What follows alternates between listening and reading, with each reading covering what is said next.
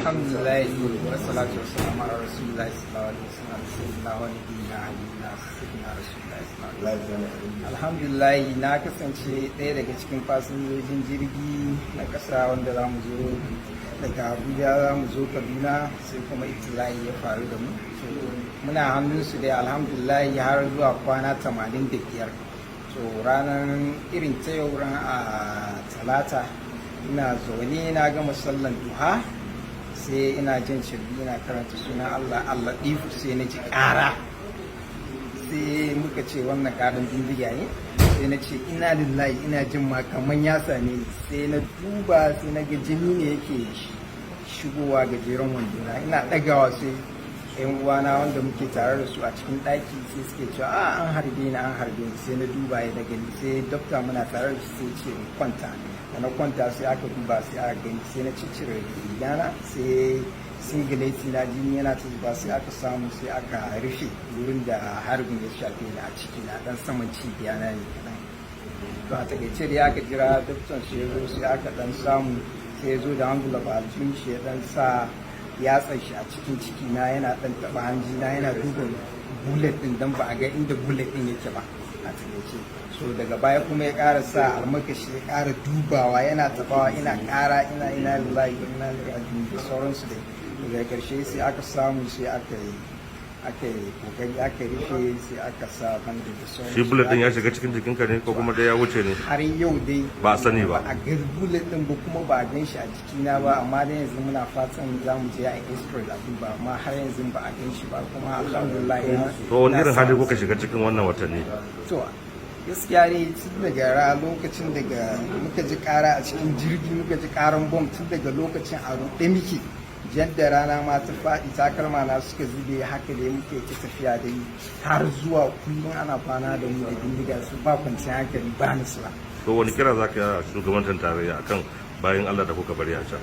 To hakika gaskiya akwai tsohuwa da muka bar ta kai kusan shekara 90 da wani abu da sauran kuma yara ƙanana su ne musamman wanda suka fi a ba tausaya musu amma ko mutum ɗaya ba ma san ma ya ƙara kwana da haka abin da gwamnati tarayya za ta yi na kokari Allah ya ba ta iko da kuma sauran 'yan uwanmu da suke taimaka mana duk su yi kokari wannan mutane su biyo bayan gobe laraba in Allah ke. To masha Allah. The situation is really dire and terrible. Okay, can you say about your experience in that place? My experience is really terrible. I mean, you can see I just finished shedding tears of joy that I'm feeling. I mean, I have returned back home and I'm going to be reunited with my family very soon. Now, quite frankly, it's not the experience I've been through in the last 4 months is not something I would like even my enemy to go through. Because I mean, there was barely food for people to eat. We were hungry for the last three and a half months. I mean, we were quite surprised in the last 2 weeks. We actually, they started bringing food stuff that we ate, and we were actually okay in the last 2 weeks. But then for the first 3.5 months, we were actually very hungry. And when I say very hungry, this is an understatement. I mean, there were days that we go, just eating once. We ate once on certain days.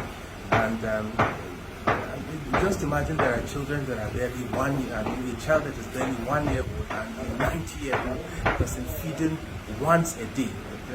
Just do the math. I mean, when you talk about medication, I literally was the medical doctor on camp.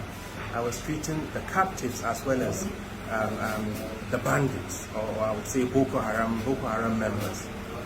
There wasn't medication. To be very frank with you, we heard on the radio somebody was claiming that they would bring medication whenever it was needed. There wasn't any medication on camp.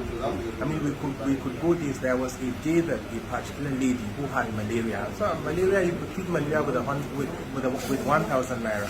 But this lady literally was going into coma because there wasn't medication for her. I mean, there wasn't medication for her malaria. So the situation is really terrible.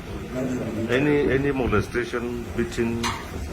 Well, I personally did not experience any molestation, but then some women on camp claimed that there were attempts at molestation, but I personally did not experience this, and this happened in the first 1 to 2 weeks after we were held captive.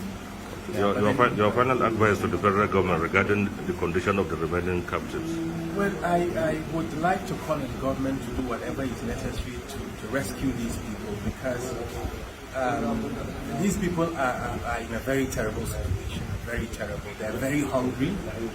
There is no medication. I mean, when we left these Sunana Muktar Shaibu, ɗaya daga cikin wanda Allah ya fito da su yau.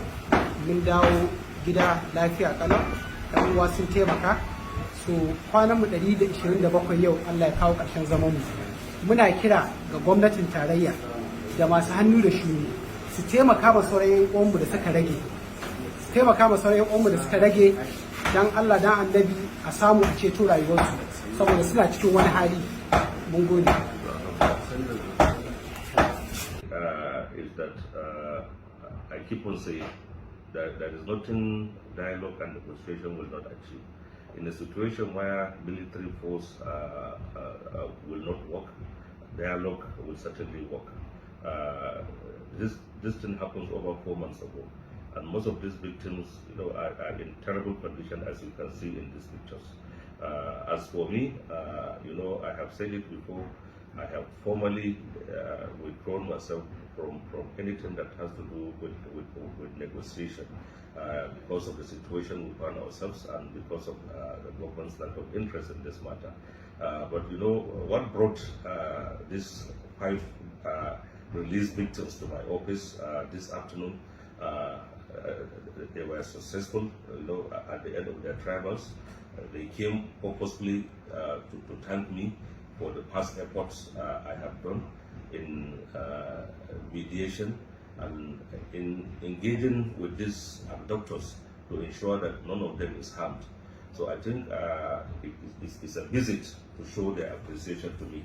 That is why I take pictures with them, and we pray that the remaining victims, government will facilitate their release as soon as possible.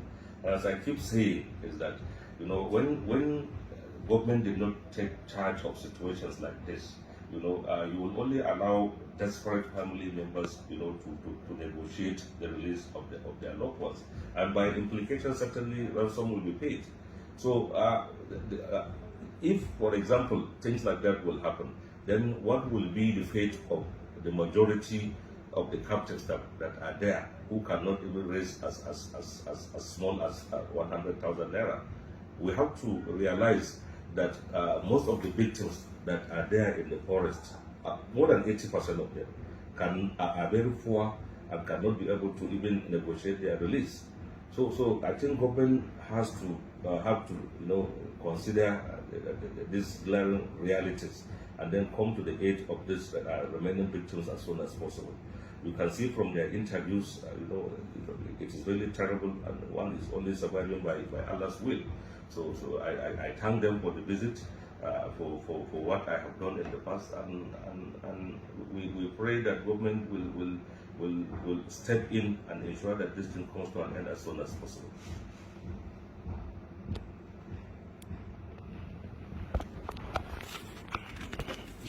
Because one of them bad only picture among